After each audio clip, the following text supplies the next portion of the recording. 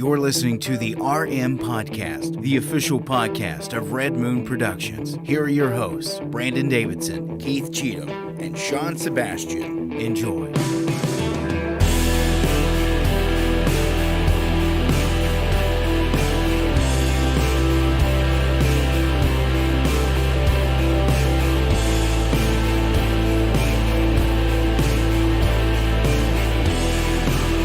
Welcome to yet again another fantastic episode of the Red Moon Podcast.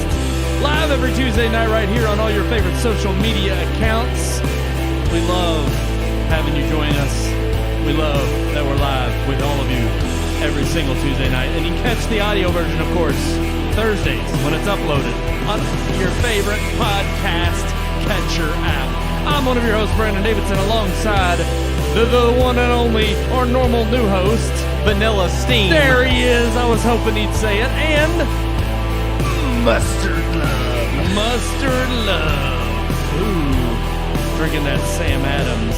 Samuel Adams. I want to give a very special shout out. I doubt she's watching. My sister-in-law, Wendy. Aww. Happy birthday, Wendy. Turning the birthday. big 4-0. Oh, wow. Woo, she's 4-0 now. Same here. That's right. Y'all are in the same camp. Oh, Sean. wow. Y'all are 40. Man. That's right. My brother is, he's a little younger. Oh. She robbed the cradle on that one, just saying. You serious, Clark? He'll be 40 in November. She probably looks better at 40 than I do. You Brandon know, doesn't here's know the how thing. to comment. I think most women do. No, she doesn't. If she had the salt pepper look going on, I think she would. She would look better. She doesn't, Sean. She Well, doesn't. So you're saying because she doesn't have can't gray all look hair. like That's this. right. Sorry, Wendy. You should have gray hair. You know, when you're rocking the gray hair, Yeah. all right, then you'll start looking pretty decent. Yep. No, but happy birthday, Wendy. Hope you've had a wonderful day. I know she celebrated a little bit with some friends of hers and some peeps on Sunday.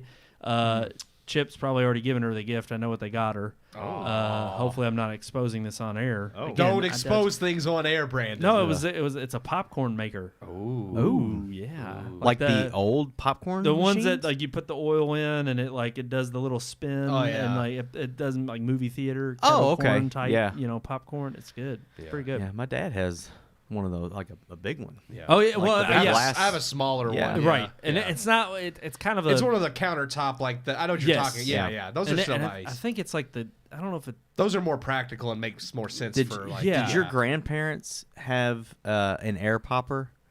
Did either of your grandparents ever have one of those? Is that what it is? I think it may It be might an air be popper. an air is what popper. she's got. My Yeah. grandfather Like it's used like to a have an cone air type- popper, and Oh, no, the popcorn no. like pops, and then it comes out a Little- snout, and it falls into the bowl. My parents had Yeah. one. Yeah. We had one growing up. Yeah. Dude. Because it was always the weird tucked away device that you never saw. Yep. That along with like the the vegetable cutter thing. They had one of those. Well, where the You slicer push the thing? thing push down it and down. it dices, Yes. Yeah, and it was like all these machines were hidden under the countertop, Yeah. and every time I would see them, I'd be like, "What are those?" It's like nobody uses them because Yeah. they're more of a pain in the butt to wash than to actually just dice your own vegetables. Well, that's the thing. Yeah. You get I them love with popcorn the out of that thing. yeah, you Yeah. get them hoping you're going to use them all the time, and you do for like a few months, and then Yeah. now I will say they use their popcorn maker. Because I still Well, yeah, if lived you like- with yeah, them that makes sense if when you they like had their popcorn. old one, and it broke from how much they used it. So maybe they got her a fancier one. But if you like know. popcorn. Yep. Yep. And they do. Yep. They love their popcorn. And it's a good healthy snack. If you do it without the Can be, salt. Yeah, it yeah. can You be. just get it and you put it in baggies and you have like a If you little don't drench sandwich it in size butter and bag. salt, yeah. yeah. Which is what we love to do at the theater. Yeah, well, And you have to when you see a movie like the one we reviewed this week. especially when true. you have to pay for it because MoviePass hates you. Yes. Yeah, we have to, breaking gotta news. talk We got to that talk up about it. because that was awful, and I actually still Well, need to mine's check. been addressed, so hopefully your all's will Well, too. but Sean's is supposedly getting a refund. We'll and see. Sean, yours was addressed simply because you had to reach back out to him via email.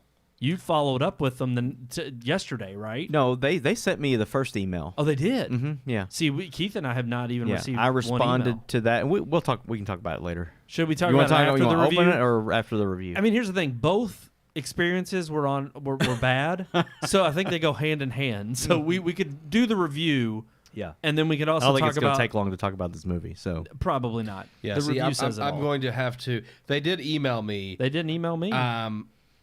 but they gave me my credits back, and that's it. pissed. So I'm going to have to tell them, it's like, no, I want more than just my credits back. I want that $10. Like, yeah, I'm damn not- right. I threw a fit in my response. So Yeah, I'm definitely going to reply to this and say, hey, I want because yeah. my credits never left my account. Mine did. So yeah, mine did, and they're like, "We'll give you your credits back." And Well, see, and I don't want that. it says, "Thank you for getting in touch with MoviePass support team. I'm deeply sorry for the inconvenience this process may have caused you. I will do everything in my power to help you today. After reviewing your account, I confirmed that everything appears to be in order my credits with did your subscription. come out, and I did not get them back. Well, I you just should get I got a both. month free. Is what they gave me 1 free month. I'd is rather what they have the said. cash, but still, That's what I want. it's I want my refund. Yeah, I want Yeah. to because I had to pay for the ticket. Yes. Yeah. Aside from that, I have updated the information about your theater, including the ticket price, location, and everything else related, so you won't have to worry about this or another issue in the future. It's like wait We'll a minute. see. It worked the first time at Preston, so it had nothing to do with and it actually worked twice for me yeah. because I saw Evil Dead Rise and Bo Well, was Afraid that with was them. not at Preston, but it was still Cinemark.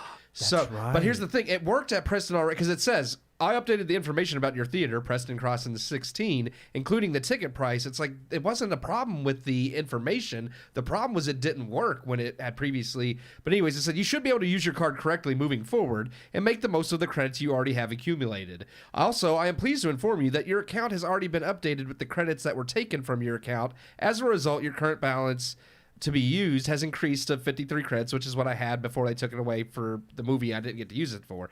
We hope you get the most use out of them. And it's like, yeah, thanks for giving the credits back since it didn't work. I want my money back because I didn't want to pay for the ticket to begin with. Damn and I right. had to. So I'll definitely be emailing them back and saying, hey, but they sent that today at 3:19. So we went to the movie Sunday. It took them 3 days to respond back to me at least. Sean was too, because didn't you get yours yesterday? Mm-hmm. Well, and I haven't gotten anything yet. So I'm going to follow up with them tomorrow. But even then, we're already talking about it. I know. Basically, we got screwed over at MoviePass at Cinemark, Preston 16 here in town. And we went and we checked in, did everything correct the way we were supposed to. We all did see Evil Dead Rise there. You're right. Bo was afraid I saw at the Cinemark at St. Matthews, which is another location here in town. And what ended up happening is when we got there and we went, you go up, you act like you're selecting the movie on the kiosk to then get to the point where it tells you to swipe your credit card. You swipe the MoviePass card, and then it's supposed to just print it out and say, hey, enjoy the show. We all got card declined. And immediately we're like, this isn't right. So Keith was the first one there. He tried it.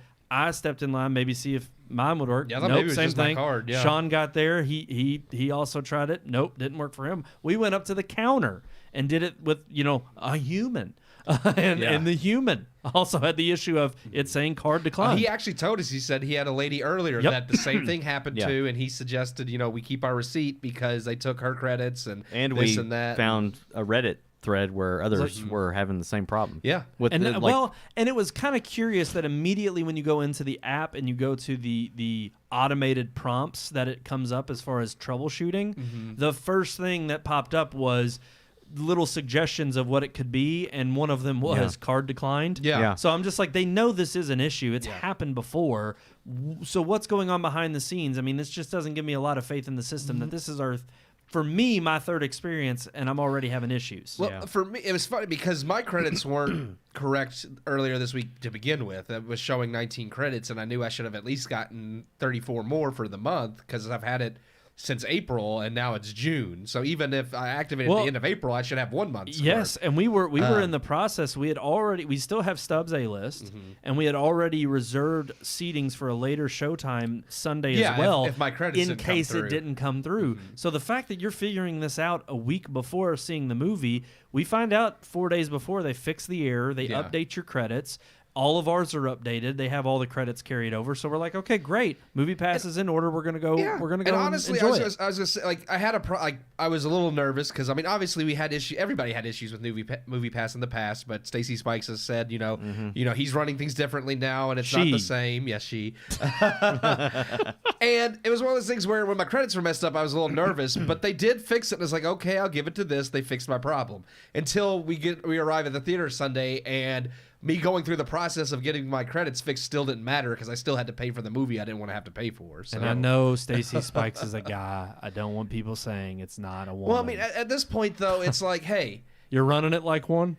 No, not that. But I was just going to say, he asked that people trust him because he was booted from the original MoviePass, and he said it was ran in a way he disapproved of, and he was coming back to put it back on track. But right now, it's like, look, if we can't use your product, I mean, I paid you to use this service, and I couldn't use it. So at this point, you robbed me of my $10 because I didn't receive the service I paid for. Yeah. Right. And here's what I'm willing to do, because if you did get your credits back, and I know that I agree, I don't think that's a fair.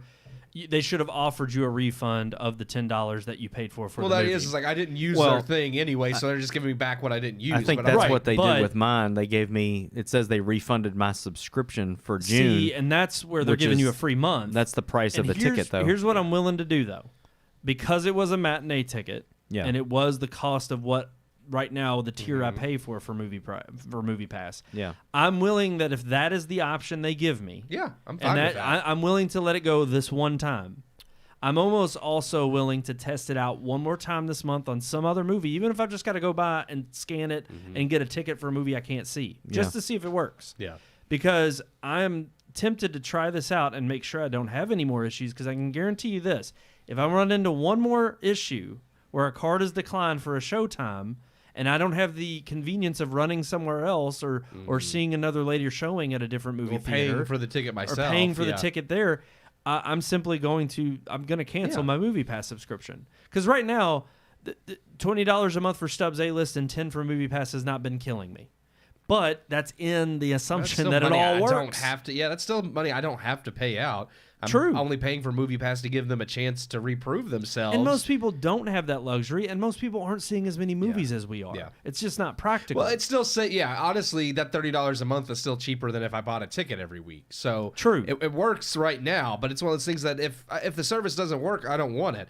And if it's one of those things where it's like, well, it should work from now on, it's like, okay, I don't want to play Russian roulette here, where every time I go to swipe the card, I don't know if it's going to actually accept it or not. I want to know that I don't have to pay for this movie, because that defeats the purpose of paying you money if I still have to buy the ticket myself. Yeah, absolutely, 100%. Alrighty, guys, that is our rant on MoviePass. We are still going through the pangs. I mean, granted, look, the beta started. Well, it started last year sometime, but we just got adopted into the beta early this year. Yeah. And we elected to start it and pay for the monthly price of the lowest tier. And mainly we did that because of, truth be told, the crappiness that the fall from grace that AMC has had in terms of quality over the last several months, and mainly through COVID. So we just wanted nicer theaters and a nicer experience as a whole. But at the end of the day, while my experience with AMC is they're having let their Louisville location go downhill, the product of Stubbs A-List has worked flawlessly every time. Yeah, and I've never had an issue with it. And the convenience of it, being able to order your tickets ahead of time, and things the fact that it does offer premium formats. I mean, the IMAX alone does make up for that subscription in and of itself. So MoviePass still has a long way to go. I know there's going to be bumps in the road. But yeah, this out of the gate, this so soon out of the gate it's not a good sign. So we're going to be following it. We're giving you all our updates, and we're going to stay on top of it. We're coming after you, MoviePass, if you screw us over again. Yeah. Alrighty, guys, that's going to do it for our rant. But we're ready to move on to our review. Well, that was the worst. Yeah, that was the worst part of MoviePass not working, is that we actually had to pay for this movie. Yes. So. Yeah. Of all the movies, we might not have probably complained as much as if it would have been something like Across the Spider-Verse. Yeah. You know, at least walking out of that movie was a little bit happier. But yeah, MoviePass sounds good, but unfortunately, it's just less than meets the eye. Here is our review of Transformers: Rise of the Beasts. Beast!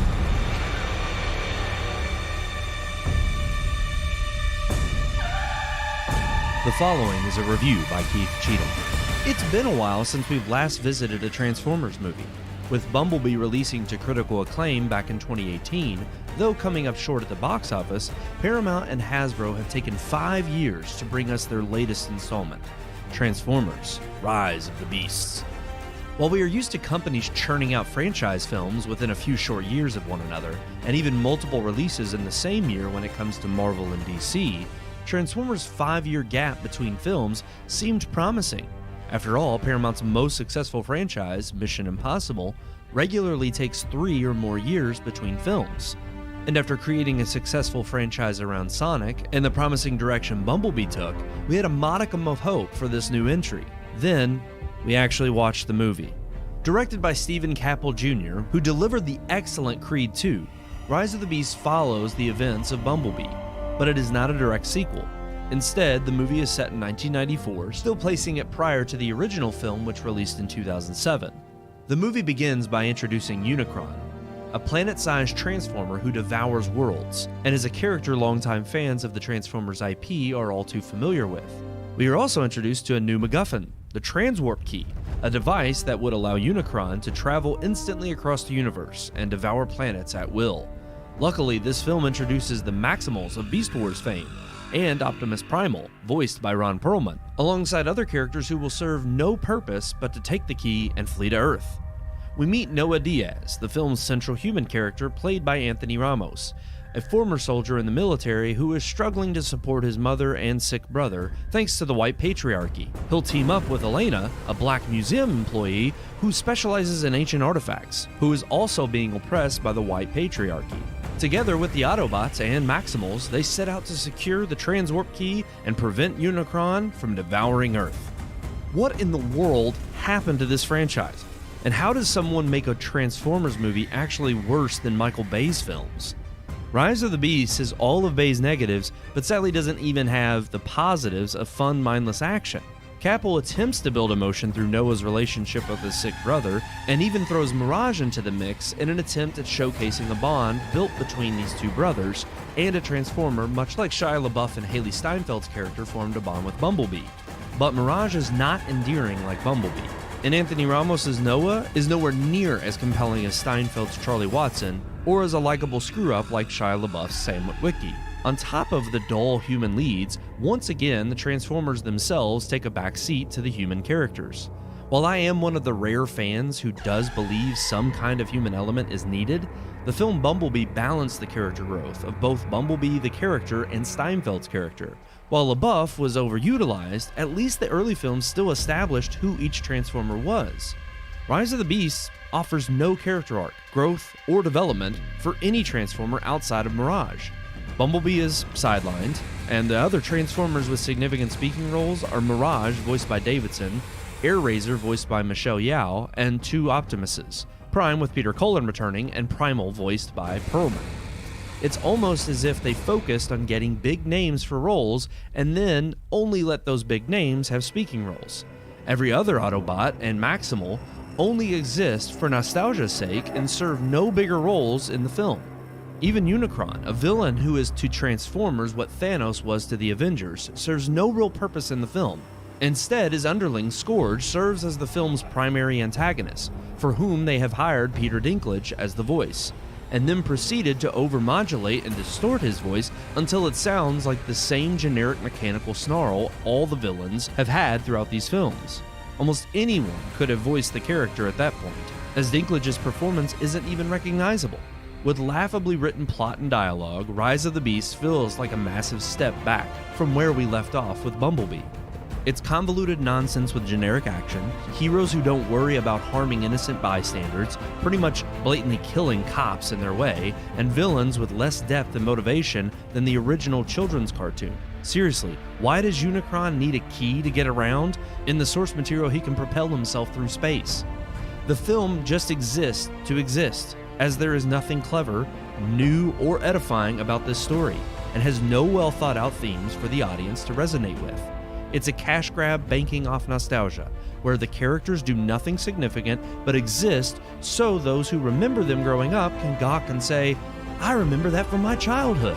And sure, to some extent, that's what all massive franchises are, but at least they used to try to make a mature, coherent film both young and adult audiences, old and new fans alike, could enjoy. At one point, Travis Knight, who directed Bumblebee, was attached to make a follow-up. While Bumblebee underperformed, his film was the best received Transformers film both with critics and audiences. In fact, Rise of the Beast's initial box office success could be accredited to the good faith earned by Bumblebee, which had to try to attract viewers back after the abysmal film that was The Last Knight. Alas, being CEO of Leica Animation, Knight was unable to return, but Capel Jr. seemed a promising fit after his success with Creed 2. Instead, we got a film that is just as bad as The Last Knight. I'd have been okay with a generic action film, but this wasn't even that. Paramount and Hasbro may have massive franchise plans for a shared Hasbro universe, but maybe audiences are ready to move on from massive cinematic universes. Maybe it would be nice to just get a solid single film again. I give Transformers Rise of the Beasts 1 out of 4 stars. That's right, 1 out of 4 stars. I am on the same page. Wow. 1 out of 4 stars. I couldn't, after going back and looking at it, because I only gave Last Night 1 star, and I'm like, I really don't feel this movie's any better than that one was. I mean, that one may have been a little bit more convoluted and stupid with the King Arthur plot lines, but this one just didn't have anything. It didn't have but the very generic basic plot line with another MacGuffin about the transwarp key. It didn't do anything with Unicron. Like, literally the only reason he's in this movie is to be this imposing threat. But again, unless you're familiar with the original series and you're already a fan, he means nothing to you. So it's just this big floating ball in space. Then they do nothing with any of the Beast Wars characters. I mean, except for Air-Razor and Optimus Primal. They're the only ones with really any speaking lines. Yeah. The villains, they do nothing with, really. I mean, Scourge is just a stereotypical... like I said in the review, he was voiced by he was voiced by Peter Dinklage, and you can't even tell because they overmodulate his voice so much. Yeah. He sounds like Hugo Weaving doing Megatron in the first movie. It's like they sound almost the same because it's just the same. Oh well, now we're going to take your voice and do all this crap to it, so it just sounds like this mechanical snarl that every villain in the series sounds like. Yeah, and there was nothing about this movie that progressed the series in any meaningful way. It dropped the ball, I think, after coming off of Bumblebee. And I just felt like that I'm never going to rewatch this. I don't think there's anything about it really to give it any kudos for. So 1 star. I couldn't agree more, Sean. What about you? I actually am really surprised. I thought, because I went in at 1.5, and I thought that I was going to be the lowest. Oh wow! So that I'm surprised that you went that low. But it's, I mean, I understand completely. I definitely think Bumblebee with respect to Michael Bay's films, I do really, really like, for some reason, I like the first Michael Bay movie. I like the first two. I thought that the second one gets a little, honestly, if I was doing these in order, I would definitely do Transformers, Revenge of the Fallen, and then I would probably do Bumblebee, and then Dark of the Moon, then The Last Night, and then this one. So this is kind of or Age of Extinction. I forgot that movie. I forgot a lot of them. I put that one a little bit above. Last Night. Last Night I did. I should switch it around. Last Night I found a Transformer. Yeah.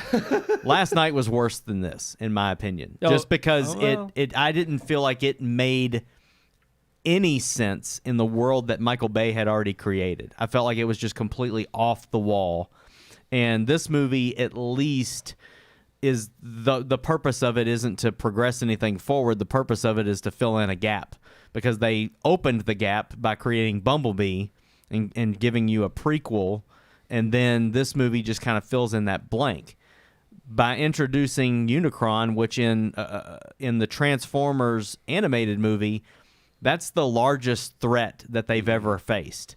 And once Unicron is defeated, the biggest threat they're ever going to face is over.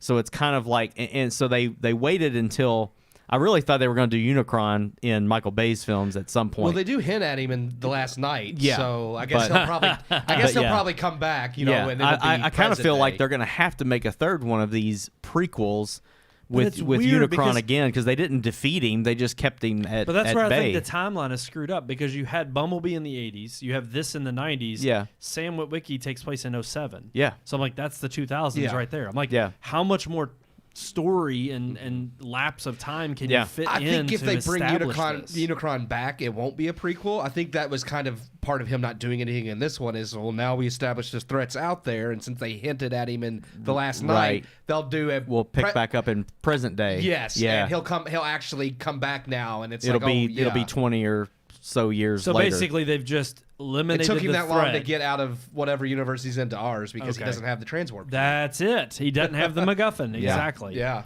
I mean, if that's actually okay writing if you're going to do it that way. Like, that's the most basic you can get, so they'll probably do something really stupid and not that at all. And I mean, really, it follows in the footsteps of the Avengers. It's like Thanos and his army can't come into this world without the cube. Stone, the cube. The cosmic cube. Well, in Avengers 1, that cube, like, he opens up the portal. The Tesseract is the only way he has in. That's the same exact thing in this movie.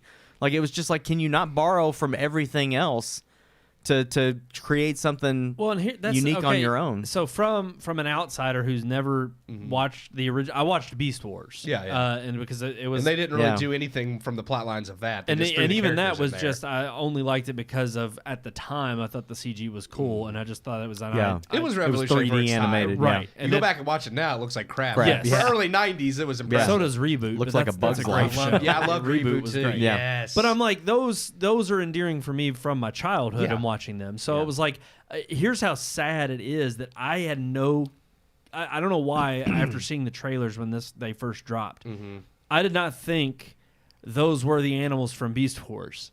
Like, I had no clue. It did not connect to me because there's just such a vast difference. And it wasn't until they come up in this one, and I forget who it was. Maybe it was when I saw the rhino, even though he's in the trailer. Yeah, rhino. But it was like when I connected the dots between like the ape, the rhino, and the cheetah. They have the same name, the same exact name. Yeah, exactly. And I for some reason, I'm just like, they looked too different. But also, I understand they having to update them to make them look more mechanical like the Transformers. But that kind of just didn't make any sense. Because in the original, they transform into animals to blend into... Yes. Because they crash land in Earth's past in Beast Wars. And it's actually while the original Transformers are still submerged under the Earth from the original series. So that's... Because A-Razor even has a line in this movie which makes no sense if they don't have the same plot of, I'm a figure from your past and future. And it's like, that would make sense from the original Beast Wars series. It doesn't make sense in this movie. Yes. But anyways... But yeah, basically they blend into the environment at the time, which there was no like cars or nothing like that. They were animals, so they all looked like regular animals, and they were actually the size of most normal animals. They weren't giant robots. Yeah. Now I get them like, okay, we want to have them in with the Autobots fighting, so we're gonna make them the same size. I get that, but then you have scenes of Optimus Primal swinging from trees, and I'm like, how's this massive robot who's thousands of, like he's over however many tons. They even He's show King Kong size. Yeah, how he would snap those tree branches. Yes. He's like swinging, and then they have ones running on the roof. They have the what are they? I forget the evil Transformers, whatever they're in called. This the one, Scourge, or what are they called? They're the Terracons. The Terracons are running on rooftops in freaking in some Hispanic or Peru. I think that's where they're in Peru. They were in Peru, and I'm just sitting here. I'm like, no, they wouldn't just be breaking shingles. Yeah, like and no, not they would be falling through the roof. The buildings would be gone. Well, and they did Like, make a this is joke just out of stupid. it, but I had that same problem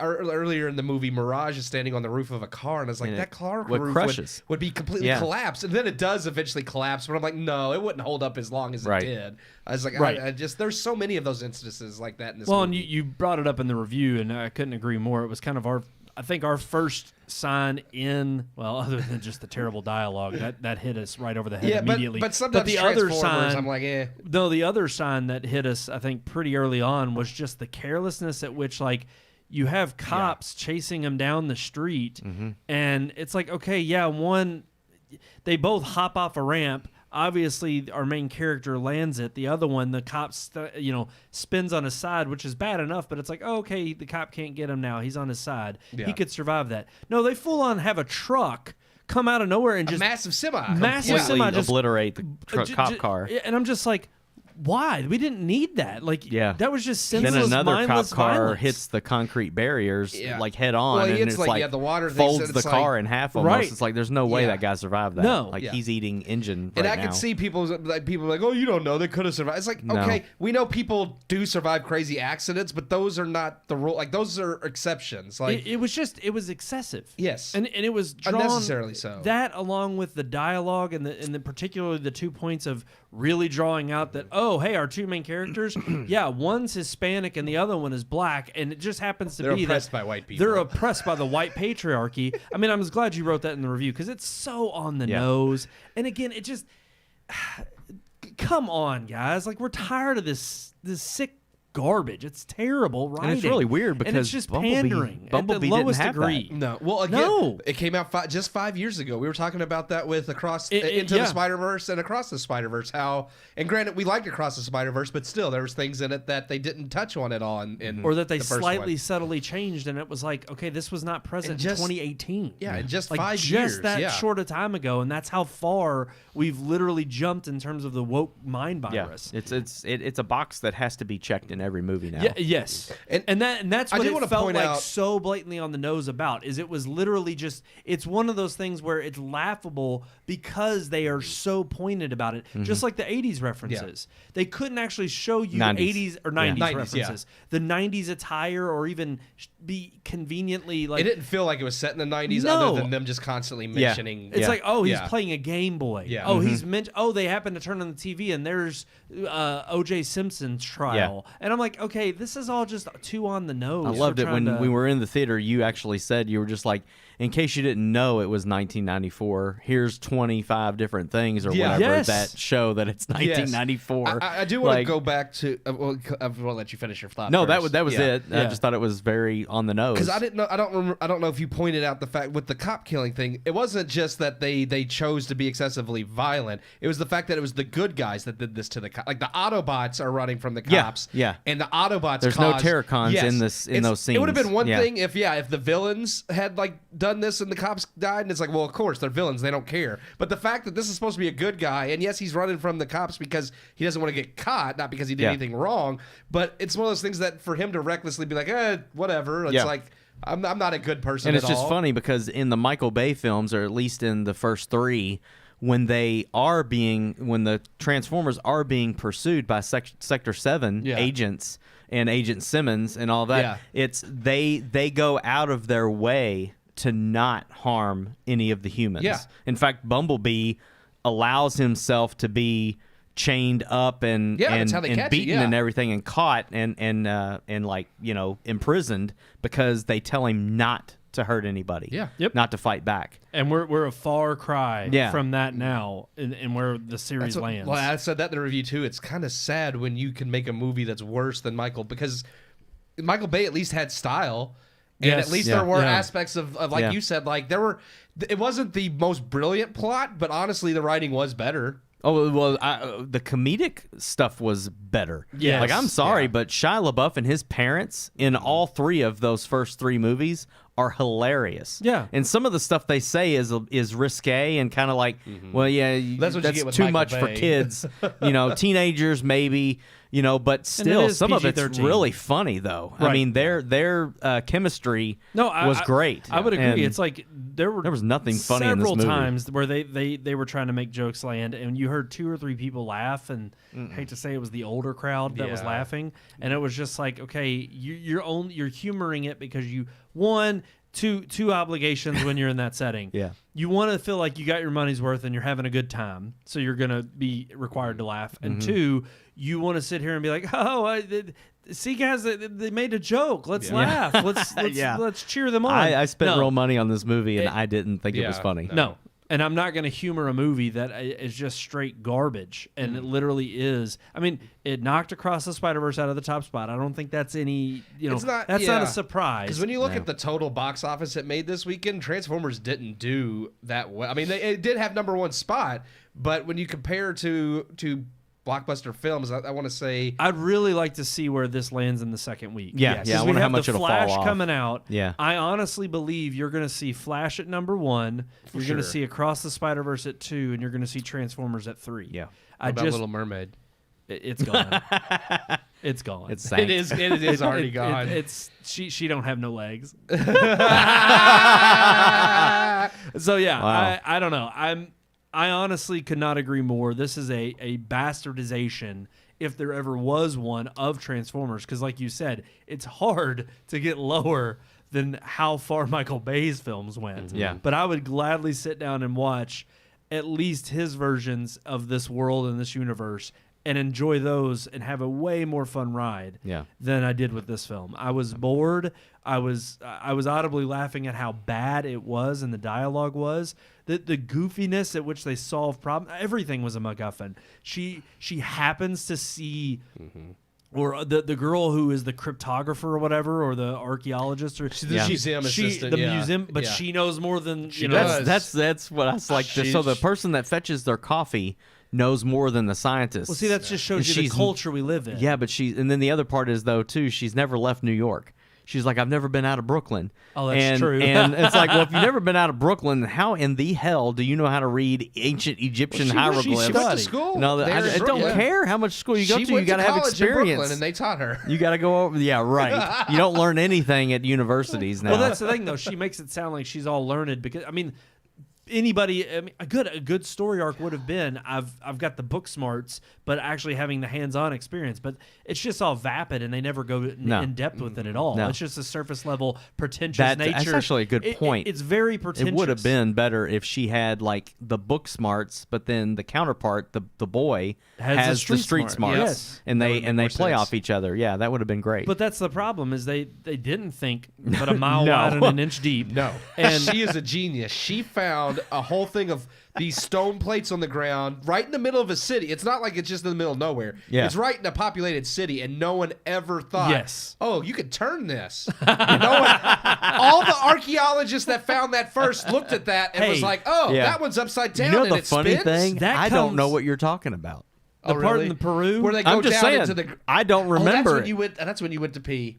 Oh, is it? I was gonna say no. It was that bad that I just seriously don't remember it. I played on my phone through most of In this Peru, movie. she finds this big old like circular stone thing with all these stone like plates. So she knows their culture better than they do. Yeah, and one of them was they're all the Autobot symbols or whatever. Yeah. So they're not and one of them's upside down. And she's like, this one's upside down, and she could spin it. Well, and it I opens laughed a big audibly. hole up, and that's where they go down and find the other half of the key. because before she even which is when you walk back in. before she I even didn't miss anything. turns the sewer grate is what it looks like. Yeah. Before she I love the close up shot of her wiping like some moss off, and I'm Yeah. like, this is the most generic production design I've Yeah. ever seen of just moss being like it doesn't. It just looks like they literally got some fake moss at Walmart and threw it on there and was like, yeah, just brush that off. Well, they All have the- to do that. You all know, the it's like the archaeologists- archaeologists. They gotta brush stuff Oh, yeah, off. yeah. And it's just they Getting even their make hands fun of it. dirty. They even make fun of it in the movie and say this is like some Indiana Jones crap. Yeah, they Yes. do. And They it's do. like, okay, here we. Yeah. Well, and See, that's how you know all the archaeologists in Peru were dumb, is because they would have realized it was upside down if they had brushed that off like she did.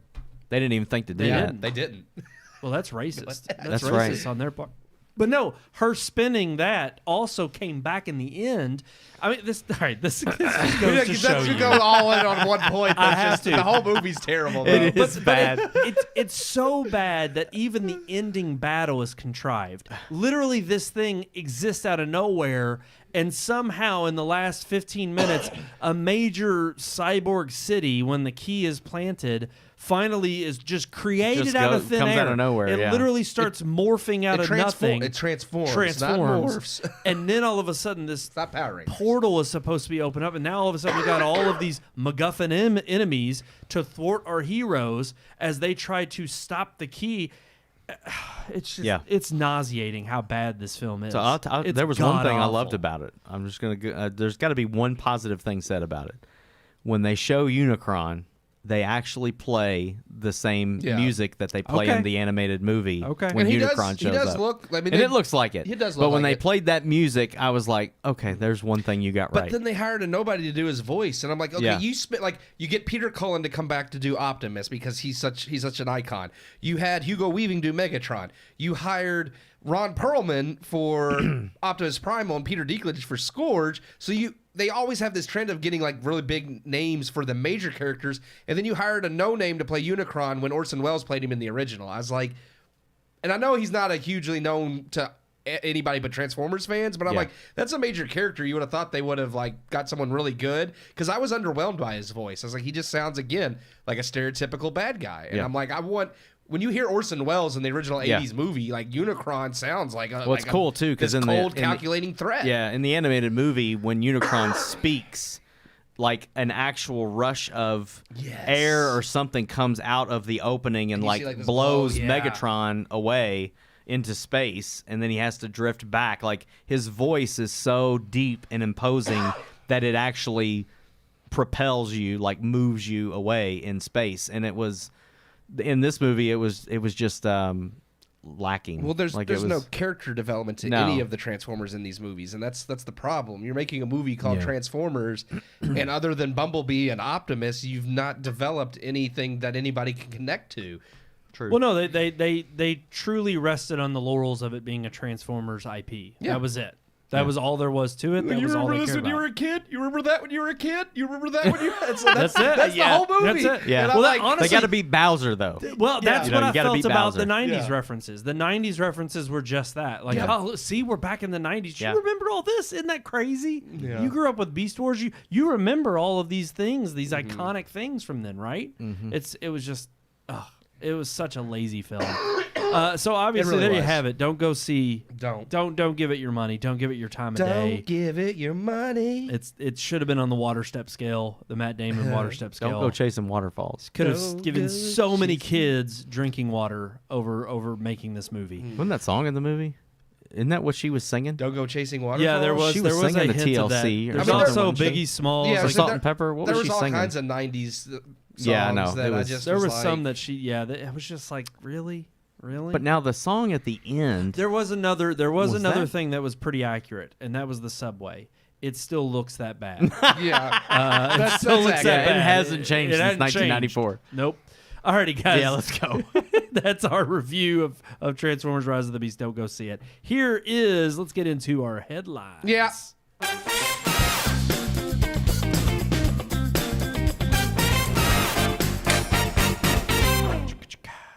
All right.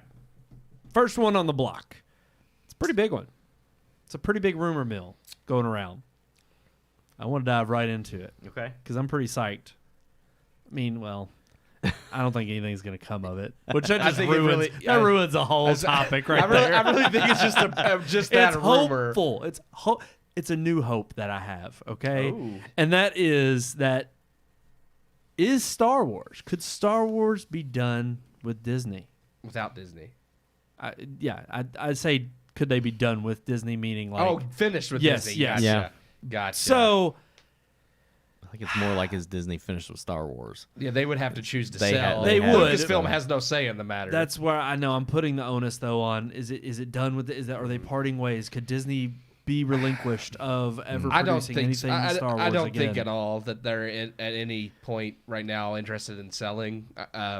I know the link is it's a foreign oil. Yeah, let's go ahead and read a little bit of what it's a foreign oil tycoon who wants to purchase it. And this is all just rumor. There's no actual... Apparently the rumor mill has started within the last couple weeks. Yeah. And it has become... It's been more and more consistently spread by insiders that an actual offer has been made. Mm-hmm. Now, of course, like you said, it's completely conjecture in terms of Disney even entertaining the offer. There's no word of that. Disney's obviously not going to speak in that regard. If anything like that were going on, it would be obviously behind lock and key. I don't think anybody would know what's going on in that boardroom when those discussions are being had. But basically, an oil tycoon possibly offering up $8 billion for Lucasfilm, and they've said, hey, the rumor is apparently you can that Disney can even keep the rides. They can keep all the characters and stuff that they've can't created. Make any more new content. But no more new content. No more new movies, cartoons, comics, books, nothing. Here's where it bothers, because it says foreign oil tycoon, and I had seen rumors about someone like Saudi related, which would make sense. I mean, if it's foreign oil, it can only be Middle Eastern or Russian. Well, especially and especially when they say $8 billion's a drop in the bucket. It's nothing. Yeah. Well, Yeah. who else is that? Yeah, there's some Saudi and that's the thing is because Star Wars is such a huge thing, a part of the American like pop culture zeitgeist. Like we've even talked about in the past about how it always does so much better domestically than overseas. It's just something that's very intrinsically American. Americans love Star Wars more than, I mean, obviously not more than this guy overseas because he's ready to pay $8 billion for it. So it's one of the things where I would hate for something so iconic to not be owned by like an American company anymore. But at the same time, Disney doesn't act like an American company, in my opinion, anymore. So or they don't hold America's interest in their hearts anymore. And I could say you definitely know it wouldn't be woke because that's why this guy doesn't want them to have it anymore. So.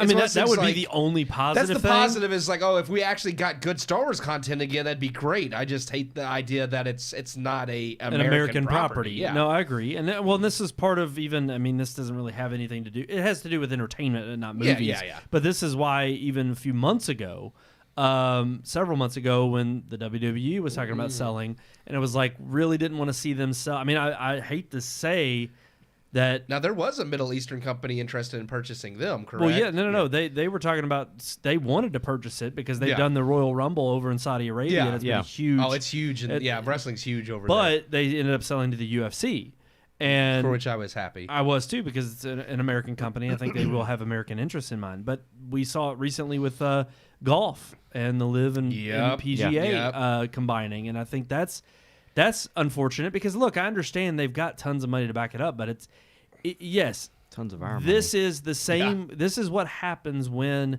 it's not even just the American economy that's not competing. This is what's sad about the state of affairs in our cultural degradation in this country, because you have American companies that can be profitable. I mean, look at Apple and the huge technology company that it is. It is the number one tech company in the world. However, you still have many of its outsourcing to other foreign countries that then still the IP, that's still the property, still the intellectual goods, so that they can reap the benefits of it, and they don't care. They're not playing by, again, in their eyes, it's all based on, all is fair, in love and war, and we're at war economically.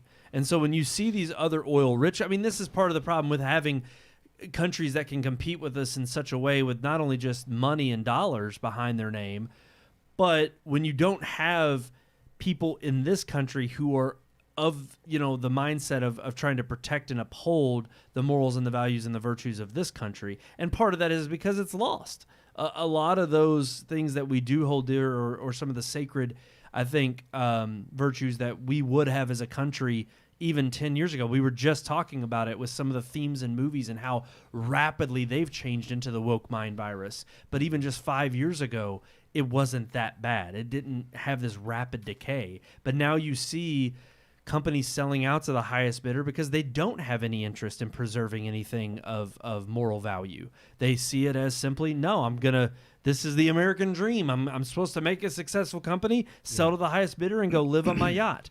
And I think that's why you see the stark contrast with someone like an Elon who comes into the picture, purchases Twitter for simply the right of saying, no, I want a platform devoted to free speech. I am, of the utmost, I see that as the utmost importance of going forward for any civilization, any developed civilization. And if you don't have that, then you see the breakdown and the manipulation that happens underneath. And so I think this is just one of those instances where would it be great? Because, in the small, short span of time, we could say, oh my gosh, thank God we don't have to worry about episode 7, 8, 9. Yeah. They're done. Or we can move on from them. 10, 11, and 12. No. I'm saying like we could put 7, 8, 9 in the past, bury it, and say, let's forget about those. Forget the past. It's dead. It's Kylo Ren's quote. Well, the recent past, yes. Yeah. Because there's a lot in the recent past I'd love to move beyond. But I like you said, I do question the motives of whoever's wanting to take it over. And of course, it sounds good to anybody who says they want to preserve what Star Wars is. Yeah. Oh, but also $8 billion for we knew when Disney purchased Lucasfilm for $1 billion from George Lucas. It was like $4. Yeah, I thought it was $4 billion. $4 billion. Sorry, Yeah. but chump change. Yeah. I mean, look at how much they've made from the property since And then. that's the thing. Yeah. As long as they're profiting off Star Wars, which they still are, people are still watching it. Yep. I don't see them having a real. I mean, yeah, $8 billion is a lot. That's twice what they paid for it. But they've already made their money back that they paid for it. Yep. So like, And off of just those 3 movies, Yeah. not to mention all the animated stuff and the games and all. I mean, everything that they have Lucasfilm on. toys, But, merchandising, all I do kinds like of that stuff. the yeah. article points out the fact that Disney is counting on Star Wars to drive subscription sales, and it's like I don't see them easily handing off True. Star Wars when the Even whole, if it's just the original. yeah, Iger's there to focus on the streaming service, and that's one of the. I mean, you get rid of Star Wars, they would still have Marvel, But that's about it, that's yeah. a huge chunk of their streaming. Most of their original content right now on Disney Plus is either Marvel or Star Wars. That's right. Yep. Yeah. So I mean, they do have other things, but And that's they're part few of and our far gripes. between. Yeah. Part of our Yeah. gripes is they've rested It's too much on that. Yeah, too much. But even then, like you said, Sean, there's no way they're going to let that go easily. I mean, yeah, they just had the huge debacle with their park in that that over to was it $5,000 Oh, the a night? hotel, yeah, The there was hotel. like 5,000, yeah. Yeah. And they were like, oh, they couldn't keep it up. Like I guarantee Well, yeah, you, they for didn't have $5,000 a night, who can afford Nobody it? was Nobody. going. Like, come on. Well, Celebrities weren't going to enjoy that. and another, yeah, it's They like weren't doing only that. rich people could afford it, and like, yeah, it's just stupid. But another thing is they just announced 2 release dates for 2 new Star Wars films. And I mean, granted, you could say, well, they could have whatever negotiations going on in the background and still carry on business as usual. Yeah. But I don't feel like they would be I say cementing release dates, but they also just shoved a whole bunch back. So I feel like if they're now, because they've been holding off on announcing any release dates for Star Wars movies, finally giving release dates for a few movies, that they have things. I think planned that in the also works. plays into any kind of negotiation that may be going on in the background. I mean, if you're True. if you're wanting to get top dollar for a property, you're going to spruce it up, and you're not gonna point out the fact that there's holes in the wall. Yeah. You're gonna cover those holes up and we try have to make 3 it look movies like in the work That's already. that's what I'm saying. Yeah, if they do that, But the idea there, though, is if you have a broken down house and you're about to do the sprucing up, and somebody comes along and says, no, I'll give you this much for it, and it's twice what it's worth. as is. Yeah. You're kind of like, okay, that's appealing. I mean, I don't think $8 billion is enough. Mm-hmm. I mean, this is not, because that's the other thing too. When they bought it from Lucas, I mean, it was literally, not only his It was baby, but almost a dead property at that point. it was not only that, but it's to one person, almost a sole entity. Yeah. It was like the Lucas estate. But I'm like, that's one person as opposed to Walt Disney has their hands in not only a bunch of different areas, but it's like they have way more billions to play around with. Yeah. I mean, they are hurting right now, and that to me is really what this. I think stoking this kind of rumor and getting it out there in the public is whether it being pushed by the oil tycoon pushing it, or even some of the employees who are disgruntled with how it's been handled, or even just hopeful wanting to fans who really want Disney to that sell. too. Yeah. Part of the reason I think you've got so much of the buzz is because of that. You have the fans ultimately pushing up, hey, we want to revitalize this, and we want the Star Wars we love back. But also, the real question is in the long run, if Disney continues down the path that they've been on, and they're hemorrhaging money, and we just joked about Little Mermaid, it's a certified flop.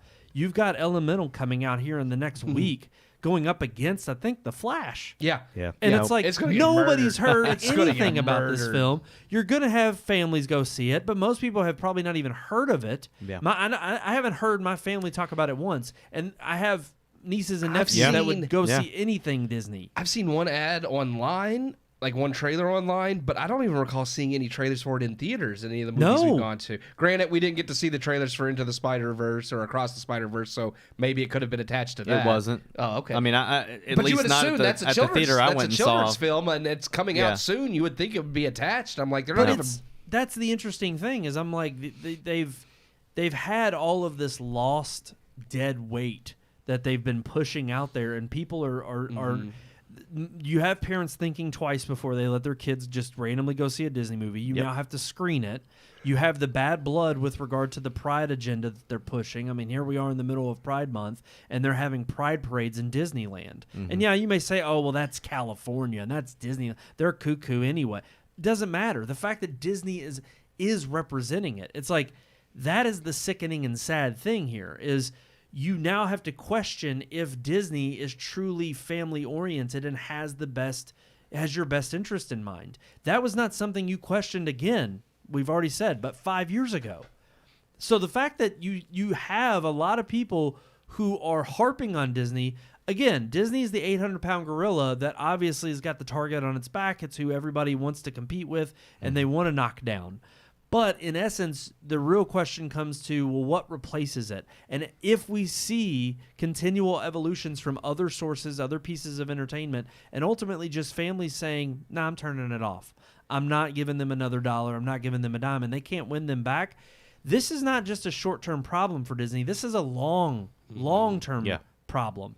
And if that persists, they may someday, in the near future, next 3, 4, 5 years, really be looking at saying, all right, we may have to give this up. Marvel's not been bringing in the bang for their buck for their movie sales. Star Wars is in the same boat they're in the doghouse with their last Mandalorian season ending on a flop and fans hating it and it not being of the same quality the first 2 seasons were. You have a lot of issues right now that Disney is having to stare down and say, all right, we got to get this under control and we got to do it quick, because rapid failure after rapid failure does not bode well for a company that has largely been successful over the last 20 years. I think with no downturn. Something else that we've seen recently, just in the last couple of years, is the power of fandom. And we've talked about it before with the Zack Snyder stuff and getting Sonic, yes. And I think like things like this, if you're not going to name the tycoon's name, if you're not going to give any solid evidence to this, it's just complete rumor. It could be completely fabricated, but all it's going to do is it's going to get Star Wars fans like us thinking maybe they would be better off away from Disney. Maybe Disney should sell. And the thing with the Snyderverse is the same thing. One little rumor, one little post about Zack Snyder the Snyderverse, DC should sell it to Netflix.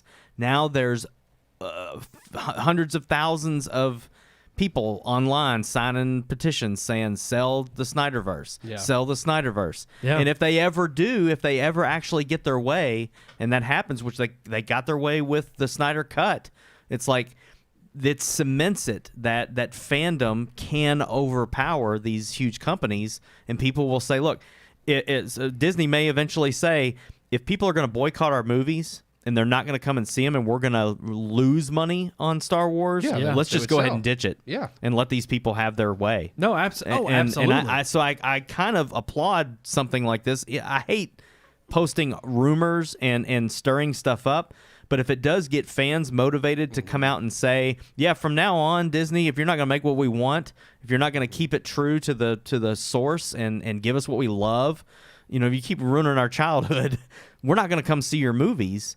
And we're not going to buy them, and so you're better off selling to somebody that's going to do it justice. 100%. And unfortunately, we've been through this before, because we thought the same thing with George Lucas, and we thought, oh hell, when Disney said they were buying it, we were like, yes, Disney's going to make good on this. Well, at the time, we had the Infinity Saga, and Disney was on we fire. had good reason to believe that Disney would do it justice, and they didn't. And so now we're kind of back in the same boat. Somebody could buy it, and I mean, don't take this the wrong way, but if you've got a Saudi oil tycoon that wants to buy it, I'd love Lucas. Just give it back to Lucas. Yeah. But I'm just saying, there was you might rumors get about that after Rise of Skywalker. There were rumors that Lucas was trying to buy it back, which nothing came of that. Yeah, but I mean, who knows what this person could do with it? He may make it all in Muslim for all we know. I don't know. It could be Star Wars. Every movie could take place in Tatooine because it looks like Saudi Arabia. I don't know. I'm just saying the Force mysteriously becomes something about Muhammad. Yeah. Yeah. No, I don't think that would happen. I'm just saying. But no, I agree. You don't know what this person could do with it if they got their hands on it. No, absolutely. And if anything, at this point, it's kind of sad because I'm like, I don't know, but I'd almost be willing to let Because I feel like in the same way, I would fans rather could, George Lucas get it back than somebody I don't But here's the thing. know. In the same way, fans could have the same reaction to some Saudi prince who is an oil tycoon who buys it up and then bastardizes it. And the next thing you know, fans are just turning down and then he's not making any money off of it. I mean, it all does go back to, I mean, we've seen it in the culture war recently with Bud Light, with Target, with all of these now Call of Duty's receiving fire online. It's like all of these companies who think they are invincible because they have such brand equity or clout. Yeah, they're this elitist idea of, we get to control in the boardroom the way we want to take the culture because we have all the money. And it's like, no, we still have the capacity of saying we're not buying your product. Well, it's like we're not buying what you power of the purse. Mm-hmm. That's what we have as the consumer. We have the power of the purse. If we don't want to spend our money on it, you lose. Mm-hmm. And it goes back to that old saying, the bigger that you are, the harder you fall. And that's what these huge companies don't realize. True, but it takes people actually standing up and not do it, because that's the problem. One of our other headlines is Netflix, and people they're not turning out against that. That people are actually giving in and subscribing more to Netflix, so Netflix is earning more money. Yeah, I was going to say one of the sad stories to come out pretty much the week after we were hoping Netflix would see a downturn. No, subscribers increase. Yep, they got exactly what they wanted. They've seen an influx of subscribers because the $8 like additional household is garbage unless you're someone like me who's just a single household. Like for me, as an $8 to give my parents as an additional household, one profile, one stream at a time, that's fine. I'm the only person living there. But everyone else, like Sean's parents, who are now going to get their own subscription, it's one of those things where it's like, well, one stream doesn't work, or not being able to have multiple profiles doesn't work. So rather than pay $8, we're just going to go ahead and spend at least 15. At least 15. Yeah. Well, and the way this really helps Netflix in the long run is they hint at it in the article that we linked to, is that obviously, if this is successful for them, which so far it's proving to be, and we still don't have long-term projections. Who knows? This may increase, decrease. Maybe it's people who just want to binge something and they get rid of it next month. We don't know. But it says that basically other streaming services are probably going to pick up on this method, and they're going to start doing it as well. Why wouldn't they? But if it's successful. That's where Netflix doing this out of the gate, as upset as we are at them, and I still don't think it was in consumers' interest, especially them touting password generator. Yeah. But ultimately, they have now put this precedent ahead of everybody else, so they are going to be the outliers of, hey, they did it first. They get the most success because when others start doing it, it really is going to come down to people pinching pennies and saying, all right, I've got to cut one. Picking and services, they are actually going to pick services, and you are going to see, and this is where it's going to be interesting in the months ahead as to who does this, but when all of the streaming platforms, Paramount Plus, Peacock, Max, when they're all out there in the wild and they're all starting to do this, you're going to start seeing people really choosing absolutely month to month. Okay, I've got to cut this. I'm not subscribing to it. And you're going to see somebody take a hit, and then it's going to be like, oh crap, maybe we made the wrong choice. So I don't know. It's interesting. Obviously, yes, based on, you can go back and watch our episode from I think 2 weeks ago when this news broke, and it was all hell was breaking loose, and we were hoping Netflix would take a hit. But they're not. Subscribers 102% increase. I mean, hey, I kind of the funny thing is with Netflix is like it bothers me because it affects me. It affects my parents that were, I was sharing my login with family members, and I get it from a business perspective. Like, I understand that. I remember the days when you try to watch a movie on your PS3 and the freaking Cinevia thing would pop up and say, you didn't purchase this film where you can't watch it here. Yeah. I get it. It's like, I understand. If I'm sharing this with people in another state and all that, they want to get their money. That wasn't the original intention behind it. But, so to a certain extent, I understand it. But I also look at it that Netflix at least they have a wide variety of content. They haven't gone as crazy woke as Disney and as some of the others, so that at least there's content on there that I feel okay about my kids watching. There's content on there that I want to watch there's not a whole lot on there that's really driven me away from Netflix, like with Disney. So the thing is if it comes down to me picking between those two, I'm going to go with Netflix. And I don't, again, business-wise, I get it. I was sharing a password. Somebody was freeloading off my account.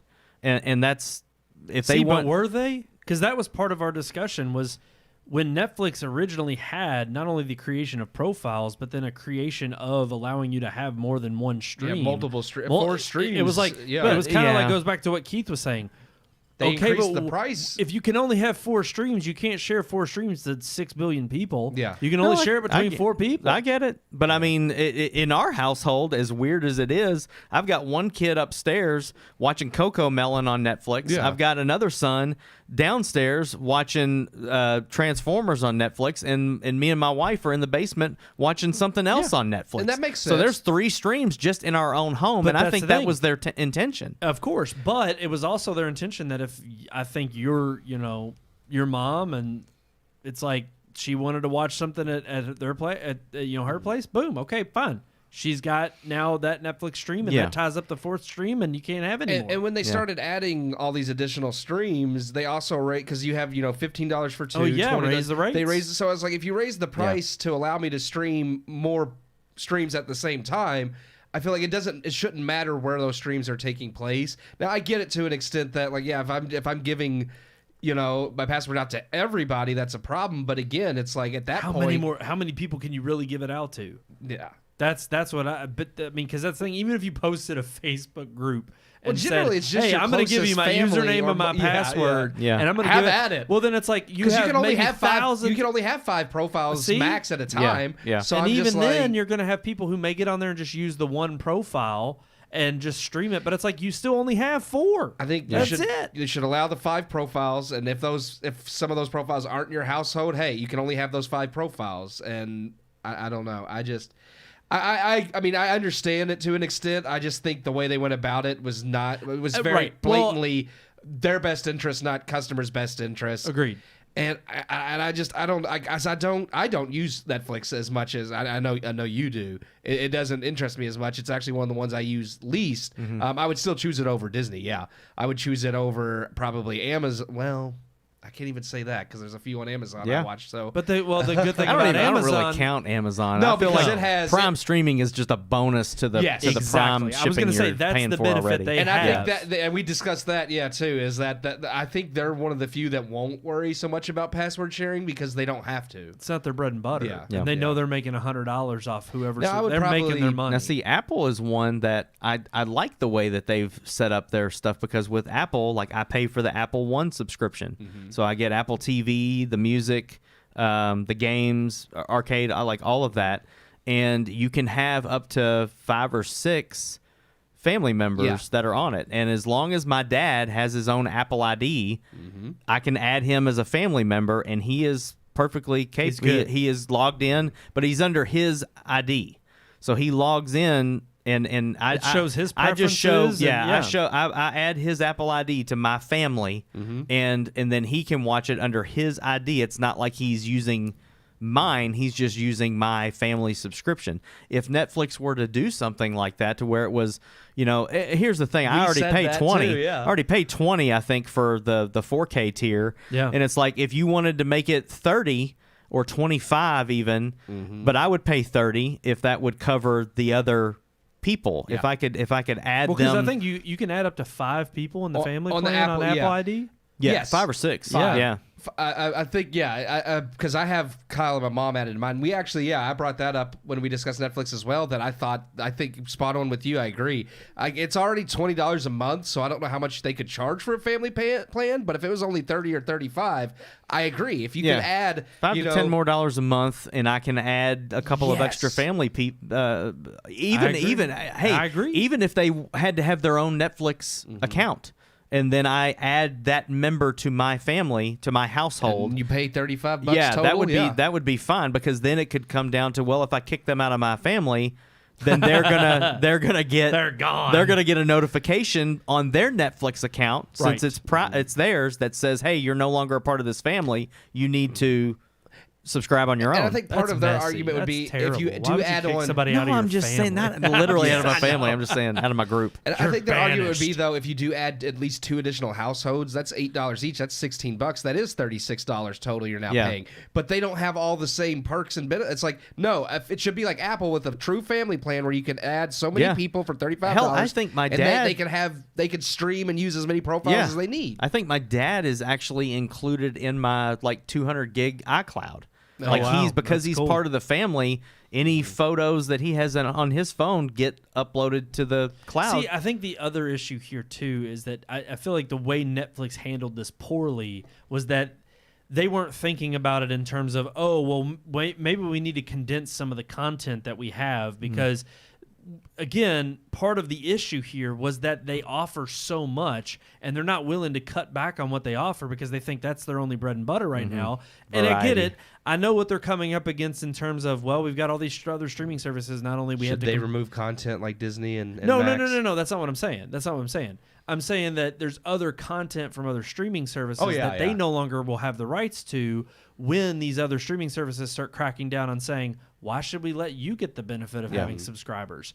Why don't we pick those people up? And then Netflix has to rely more heavily on their original content.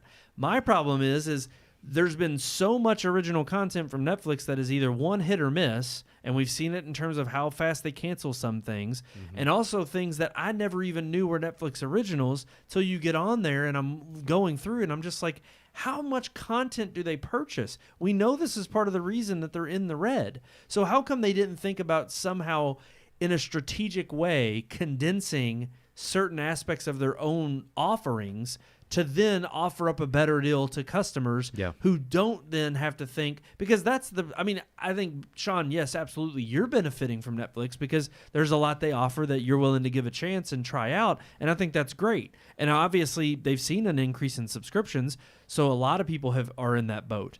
But for me, for my family, I know we're in the boat of, we had it because it was the original OG streaming service. Yeah. They used to they still do have a lot of third-party things that every once in a while I get on there and I'm like, oh, I haven't seen that movie in forever. Ever. I didn't know they had that on there. I watched Terminator 2 last night on Netflix. They still have I love it. Services shows like Better Call Saul that I still haven't seen the finale. I wanted to watch the last season, the final season in its entirety, and they finally have that on there. Stranger Things is a huge hit. I mean, they obviously are going to have their tentpole series and movies that they want to bring people into the fold. But it's just like, I feel like it was a poor execution of, well, we're not going to cut back on anything we're doing because, well, it's what everybody wants. So instead, because there's so many people who do, and I mean, rightfully so, they're in this boat now. Because there's so many people who want our service, this is how we're going to get them under the tent. Yeah. We're going to screw them over, make them pay for their own subscription instead of password sharing, and now you're going to be forced to pay for what it is we create, whether you watch it or not. I almost even feel like, okay, if you want to crack down on password sharing, then just do that. Just stop people from sharing passwords and make them subscribe. Don't bait us into subscribing by saying, oh, no, we want you to share it with your family and friends, but we want to charge you $8 for crap. No, I agree. For something bad. If you're going to do it, just blanket say, we're no longer going to let this happen. We've been trying to work on a way to figure to not allow it to happen. Now we have the method. It works. It worked in these other countries. We're doing it worldwide. If you want Netflix, you need to subscribe. Plain and simple. Same thing with torrenting. If you want a movie, go out and buy it. Don't download it. Like that's the catch. And it's like, do that, but don't say no. We're going to make a way for you to be able to have your family added on there. And you got to jump through all. But these you got to hoops. jump through these weird hoops, and then when you do, the end result is less than what they had before. Yeah. And they're forced to subscribe. Right. Like, don't just do that. Just I mean, if you're going to do it, just be evil about it and say, no, you're done. So we already Get don't your own like subscription. you, so you might as well. I mean, yeah. Yeah. It's like, just cut the cord. Because nobody's doing this. Nobody's how I going to feel. do the $8 a month. It's not worth it. I mean, I probably will. Pay $1 more and just get the $9 or the $10 or $9.99 subscription. But that's the thing is they don't want people to do the $8 thing. That's what they're hoping for. I is know. People just say, never mind. That's not why worth it. that's why they made the tier the way they did. Yeah. Yeah, no doubt about it. It's intentional, but it's like, just be Well, even. and the way they're still going to get me, and I've already stated, like I get it, and I hate it, I don't like it, but yeah, and this is why they're smart about it. Is it's like I never did subscribe before, but now that I have to, it's like I'm only going to subscribe maybe once or twice a year when something drops that I want to watch. Right. Oh, well, that's money they're still making they weren't making before. So they know that even if I subscribe and I'm just like, they're not not getting a lot of money out of me. It's like, no, but they're getting some. They might get that's more than they were getting before. $40 to $60 out of you a year. Yeah. And that's all they care about. Because that's me too. Is I'm one of those that I'm gonna want the 4K. Yeah. It's like I know my parents could care less about that. Yeah, I'm not watching Better Call Saul if it's not in 4K. That's same. The final season of Stranger Things. I'm not watching that unless it's in 4K. Yeah, I'm not watching the third season of The Witcher unless it's in 4K. Like the final season of the final season of The Witcher. Yeah. I'm not watching the final. I'm not starting The Witcher like I said I was going to. They ruined that for me. Yeah. Once Henry Cavill was out, Yeah. I'm done. I get you There's no on that point one. in even starting. Why? Yeah. It's like it's done. It's dead. All right, guys, we have one last final headline to talk about. Just wanted to bring it up because it was under the rumor mill as well. That, I should bring it up because I feel bad. Treat Williams died at 71. I had a headline made for it, but I wasn't going to talk about that one. So that's not a rumor. He's dead. That happened. It is sad. Yeah. Sorry. Died in a crash. Sad. Motorcycle accident. Terrible. Crap. I keep bringing up the wrong lower. In his case, it wasn't working. Mel Gibson is not working on a documentary. It's not working. You can't use it. He is not working on a documentary to expose pedophiles in Hollywood and also an Epstein pedophile documentary. This was a rumor spread on Twitter. It would have been fun, though. It would have been awesome. There was apparently a 4-part docu-series, and it was like, I was hyped. I was like, holy crap, this is going to be awesome. The Clintons got to him. It was true. He's not dead yet. No, not yet. Not yet, but they put the scare in him, and he's like, no, it's not true. It's not true. It's not true. It's not true. He's got their back. Yeah. No, Gibson is the way the rumor started was it was actually a trailer that you had shared with us a few months ago, Sean, when the story I forget what the movie is called. It's in the article. Something with Jim Caviezel. It's not Passion. It's based on it's a movie about Jim Caviezel hunting down. Right, but it's based sex on a trafficking. true story. Yeah. Tim Ballard is the actual guy who founded this anti-trafficking nonprofit called Operation Underground Railroad, and they're making a movie, The Sound of Freedom. The Sound of Freedom. Yeah. And it is based on him, Tim Ballard, and Jim Caviezel plays him in the movie. Well, they tapped Mel Gibson to help them edit the movie. Yeah. And so I think when he was at a conference, he was speaking about that, and Tim Ballard was. And somehow this got misconstrued into, Mel Gibson's working on this film. He's working on a deeper project with this 4-part docuseries. Mm-hmm. His rep came out and said, no, that is false. He is not working on any docuseries to expose pedophiles in Hollywood. That currently is not a project on his list. I don't think it's something that Gibson would be opposed to, or even, he would say he's not celebrating if it was being done. But obviously, I think the only project that we know of in recent Mel Gibson history that is being worked on is The Passion of the Christ 2, The Resurrection. Well, he's also going to be in the Continental series. Oh, the John Wick that's spinoff. right. Yeah. And there's also a Lethal Weapon 5 coming. Is that confirmed? Yeah, they confirmed that they're working on it. Because he said he was going to direct that since Richard Donner passed. Richard Donner's dead, yeah. All right. So he's going to step in and direct. I'm actually okay with that. Yep. Mel Gibson is not finished by any means. He still, I think, is, for all of his sins, he's a good old Catholic boy. All right. Who knows? Hey. Maybe the rumor mill and people getting stirred up online and Twitter and stuff saying, "Oh man, I'm all in for that." Maybe he will. He's the right Mel kind Gibson of crazy. Don't give an F. That's what I'm saying. He's the right kind of crazy. That's what I love about it. I mean, look, the guy, he's a broken man, but we all are, and we all fall short. And I think he's somebody that obviously God's. We don't all do the Beaver. But it wasn't a bad movie. I know it wasn't that bad. It's not that bad. It's not good, but it's not terrible. Yeah, it's not terrible. Yeah. He just starred in that, right? He didn't direct that. Wasn't that Jodie Foster's directing debut? That's what was I that thought. movie. That was Jodie. It's like Jodie Foster's directing debut was The Beaver. It's like, I'm like, she's a lesbian. I'm like, come on. I mean, I'm more on the nose. Can you get Jodie? Maybe you have Elliot Page in it. God. Apparently, her and Mel Gibson are not Elliot Page. I was going to say. Jodie Foster and Mel Gibson are apparently pretty decent friends. I was just like, that just goes to show Elliot you Page can have and Mel different Gibson? viewpoints of and still course. be cordial because Yeah. she didn't have to hire Mel him. Gibson's been in this. It's kind of like Clint Eastwood. You all can get pissed about their politics and they don't go far to the left as Hollywood. But look, there's plenty of old guard and there's plenty of actual people in Hollywood who do the real work, who have known and worked with these people, and they respect them with a large degree because guess what? They actually are part of the cinema that people remember and like and will continue on long after the irrelevant ones are dead. So screw Hollywood if they got any bone to pick with Gibson. All right. We're moving on to our final segment of the night. That is right. Let's get into our vices. We had multimedia last week. Remember, we switched it up to cover the Vision Pro from Apple. So now we're going to our vices segment.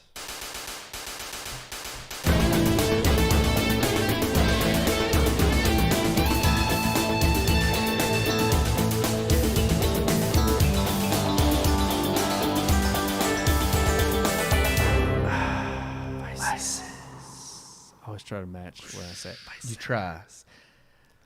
Are you not entertained? Hey, all right. You already used the I hate you. I already used that for yeah. Netflix. Yeah. Alrighty, let's talk about. You all don't know what this is, but I did come up with it. I know what okay. everything right is. before the show, and it's about overcommitting yourself. Yeah. So I figured we could talk about that. Overcommitting yourself. Not a time or a place, but maybe there was a time in your life. Maybe that time is now. But are you stuck to overcommitting yourself sometimes? Like stuck to it, or just does it happen? It Well, definitely it's happens. a vice. Maybe sometimes you're just like, oh, I'll drop this and I won't pick up anything else, and then you do because you got a good soul or you're obligated to. Yeah. If you're obligated to, I guess it's not really a vice at that point because you're obligated to. It's your responsibility. Obligations. I would definitely fall into this camp simply by virtue of sometimes it's a lot of times it's obligation, but even within those obligations, maybe going above and beyond what I committed to, just because I mean, I think about even this show and like doing it week to week, and it's like there's just a level of quality you want to maintain. So it's like you can't let that quality slip. And I feel like the same way with regard to even with other work that I've accepted, whether it's a church council, whether it's even at work, if it's like something like, oh, I'm working on something and somebody stops in, and my boss actually commented on this, I think it was like a couple weeks ago, and I was like in the middle of helping them with something, and another one of my managers walked in and was like, hey, and gave me these like converter boxes, and we're like, hey, I need you to go hook these up on these two PCs when you get a chance. And I was like, oh, okay. And I just took them, and I was about to walk off and do it. And my one boss was like, you're in the middle of something. You know you can finish that first. You don't have to like immediately go do this other thing. Like you can say you're busy. And I was like, and I get that. It's just I'm one of those that I'm like, I'll get to it. You know, I'm going to put it on my list, but if you can guarantee that or that if you ask me and I put it on my list, I'm going to do it. I'm not going to just slack off and forget about it. So I don't know. That's kind of me in a nutshell. I probably overcommit a lot of times when I know that I have the time, but just because you have the time to do it doesn't mean necessarily that's what you should spend your time doing. Because again, that's how you can drown and feel exhausted, and then maybe your quality starts to wane. Mine's. I mean, obviously you have the obligations. I mean, and definitely I think more so back when I worked in restaurant work, because I definitely am an overcommitter. But it's one of those things where, I have the obligations and I do those, but I also have people that I would just like. I try to, because like with you all, I mean, you're my best friends, so I like you all. I want to, if you all want to do something, I'm like, oh, absolutely, because I want to do that. Like, I mean, I want to spend time with you all. So then I'm like, okay, so I got these obligations that I have to do, and then I have to do this, and then someone else in my family may ask something, and I'm also a people pleaser. I don't like to say no a lot. There's definitely people I will say no to, but if there's no absolute reason, like in my life, that you've done something where I would say no to you, I'm most likely going to say yes. So then it gets to the point where I'm like, well, I can do this, be done by this time, then come over here and do this with Sean and Brandon, and then do this, and thinking that, I can fit it all in. But then, of course, life is never that simple where everything runs on time and goes exactly the way you plan. Yeah. So then it's one of those things where inevitably I'm running around frantically because I'm like, okay, I've told too many people yes when I should have been like, look, I already have these plans. I can't commit to all of it because 100%. I do. I try to. I'm like, well, yeah, I'll do that. Yeah, I'll help you do that. Well, and there's one thing, and to give you some credit there, Keith, that I know, obviously being one of your closest friends for your life. Oh my goodness. But no, I know that you're very intentional when you're with people. Like you give them your all. Like if you go and you're hanging out with somebody or you're spending time with people, you're invested in that time with those people, which is I think an admirable quality and a good thing. But and a lot of people don't have that, these days. They overlook that. But I understand too how that can be a burden because it's like when you have committed to all these other people, it's then like, well, crap.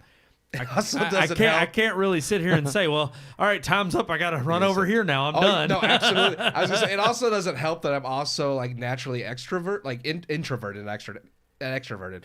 I am social, and I, like you said, I will give you my complete time. But because I am like by nature introverted, that also grows exhausting too. When I've told everyone yes, and then like you said, it's like at the point where I feel drained and I no longer want to interact with people, I'm never going to be like, well, you know what, I just gotta go. Like, so then I just sit there like kind of like, man, I wish I could go, but I don't want to be an a-hole. Hey, you can always be an a-hole with me. I don't mind. I'm just like, we've known each other long enough. I gotta get the hell out of here. I'm done with this show. There's some people that you try to hint at, like you just edge away, and then they don't. They don't take the hit. Yeah. Just They like, keep coming. Come on, They let keep me go. coming. Let me leave. Sean, what about you? Do you overcommit yourself? When you got wife, kids? I have before. It's an issue because I, like Keith, I try not to say no to people. And when you have a lot of people that you like to spend time with, friends, You don't wanna family, say church, no to like some of you those don't want to people, say no. You can stretch yourself thin. As the kids get older and things like that, and it definitely has become one of those things where I've had to say no more to other things because they take priority. But I'll also go back to a time when I served in a church, and I will say that I completely overcommitted myself at that time. Part of it was just because of the circumstances going on within the church, and I was the only one there. So, but definitely feel like there's I got burned out. Like you hear people say that sometimes, and you kind of like, you're like, well, you got burned out at church. Like you can't use that as an excuse all the time. But I got burned out. Yes. Mm-hmm. And now it's become a thing where I kind of shy away from committing to stuff, especially at church, within a church, serving in different ways. It's like even right now, man, I'm doing the greeting team. I'm on the security team. I'm getting ready to my wife and I both are going to teach middle school group. And I think it's going to be kind of her thing. And then when I'm not doing security, I'm going to do that with her and help lead like tables of middle school boys and girls. So it's like I'm starting it over again, and it kind of scares the crap out of me because I'm kind of like, man, you can get to the point where you are there every day of the week, every night the doors are open, and that's a good thing. But then if you're neglecting everything else in your life, it can become a bad thing. Even being a burden. Yeah, you have to make sure your own life's you can in order. overcommit to church and things like that. And that was one of the things in my life that I really overcommitted to, and it has hurt me to the point where I'm afraid to commit now. Yeah. And this is opposite of you because I think in the right way you're thinking of it being like a burden that I'm neglecting other responsibilities that I've committed to. But it's like some people I think in an opposite way, they overcommit to ignore or to almost get away from other responsibilities. Yeah. And sometimes that's an issue because it's like they intentionally try to make it to where, oh, I'm just too busy, I can't do this. And then it's almost a matter of, okay, well, now your heart's obviously not in the right place. Yeah. Whereas, yes, I think you're right. It's like when you've already made other commitments and now those are falling short simply by new ones that you've made, I think it's completely okay to draw back and say, all right, yeah, I gotta give up something. And I do think, definitely in that. And I do think, speaking of the burnout, because that's a great point that you have to be mindful of too, is that you don't want to let the burnout make you fearful of committing to things in the future, because that's definitely like what I said with the restaurant work and like just being tired of not having the support as a manager and a leader that you need or want. Where now I'm more cautious. Like when I started the job I have now, I was very much like, I just want to be a peon. I want to come in, do my job, go home. And I've had people ask, since I've been there, it's like, well, you were interested in doing, like being a shift lead or whatever, that supervisor is what they call. And it's like, so far I've been, no, I'm not. But it is something I do think about, because I'm like, now, where do I want to go in the future, though? Because the burnout had me to where I didn't want any responsibility for a time. Yeah. But at some point, am I going to let that burnout keep me afraid of taking on? Growing? Because that's the thing. I also don't want to just, because you're limited in any business.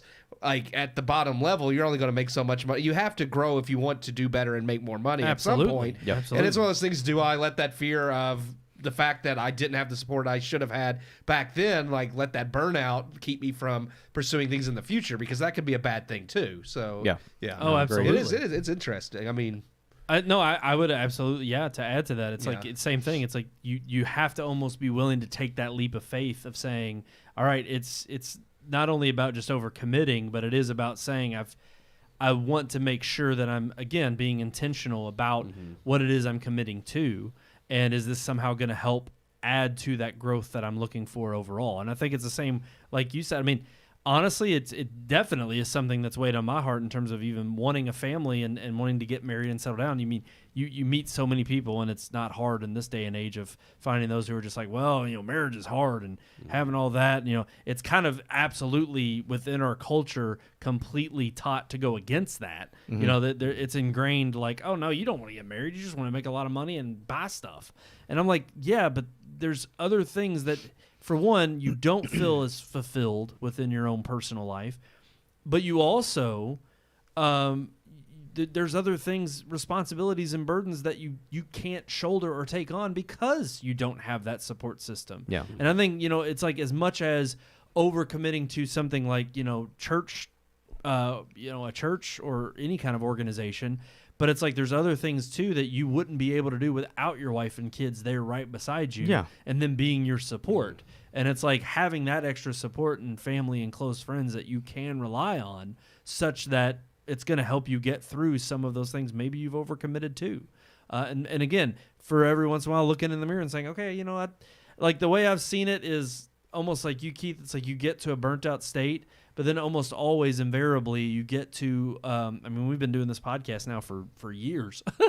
And there's times where I'm just like, I've gotten to a point where so much of it is like second nature that it's not the same kind of burden that it used to be. So then it's kind of like, okay, well, now that I'm comfortable with where things at. It becomes part of, your routine. It becomes your routine. And now you're kind of like, okay, well, now that this is the routine, how do we shift and change that routine up so that there's more creative things, and we're pushing the ball forward. Yeah, we're moving the ball forward. And I think that's with anything that you commit yourself to. As long as your intention is to, okay, this is going to help me grow and this is going to help me move forward, then I think you have to try to leverage that with the other things that are just extra weight, and you got to shed it. You got to get rid of it.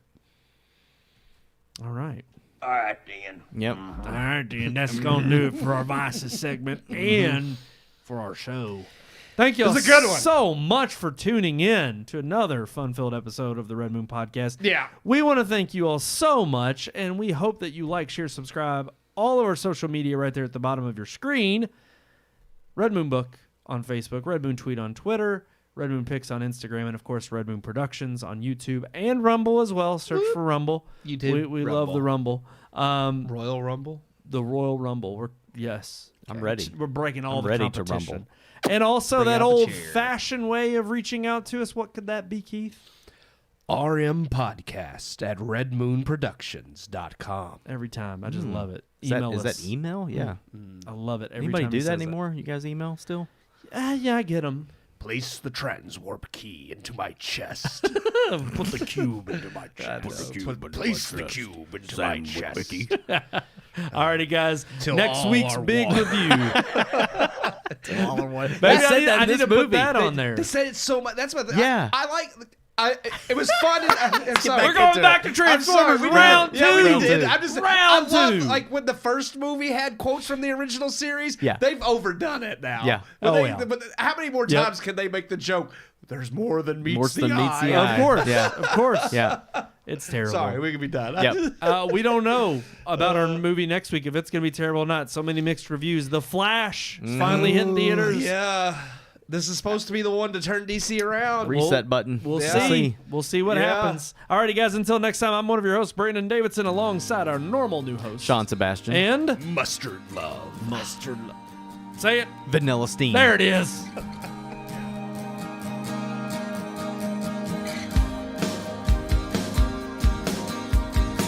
We hope you enjoyed this week's episode. For more reviews, previous podcast shows, and everything Red Moon, visit our website, redmoonproductions.com. You can also like us on Facebook or follow us on Twitter by searching for Red Moon Productions, LLC. We'll see you at the movies.